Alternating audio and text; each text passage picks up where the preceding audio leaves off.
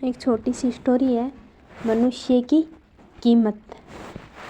लोहे की दुकान में अपने पिता के साथ काम कर रहे एक बालक ने अचानक ही अपने पिता से पूछा, पिताजी, इस दुनिया में मनुष्य की क्या कीमत होती है? पिताजी एक छोटे से बच्चे से ऐसा गंभीर सवाल सुनकर हैरान रह गए। फिर वे बोले, बेटे, एक मनुष्य की कीमत आंकना बहुत मुश्किल है, वो तो अनमोल है। बालक, क्या सभी उतना ही कीमती और महत्वपूर्ण है? पिताजी, हाँ बेटे। बालक कुछ समझा नहीं। उसने फिर सवाल किया, तो इस दुनिया में कोई गरीब तो कोई अमीर क्यों है? किसी की कम रिस्पेक्ट तो किसी की ज़्यादा क्यों होती है? सवाल सुनकर पिताजी कुछ देर तक शांत रहे और फिर बालक से स्टोर रूम में पड़ा एक लोहे का रोड लाने को कहा। रोड लाते ही पिताजी ने पूछा, इसकी क्या कीमत होगी?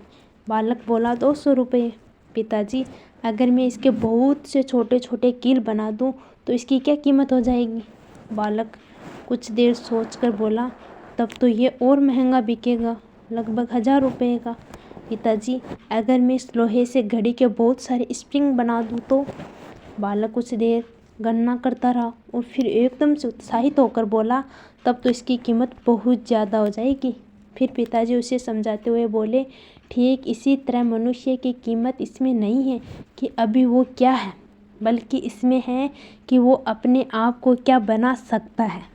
बालक अपने पिता की बात समझ चुका था। फ्रेंड्स, अक्सर हम अपनी सही कीमत आंकने में गलती कर देते हैं। हम अपनी प्रेजेंट स्टेटस को देखकर अपने आप को वैल्यूलेस समझने लगते हैं, लेकिन हम में हमेशा अथाह शक्ति होती है।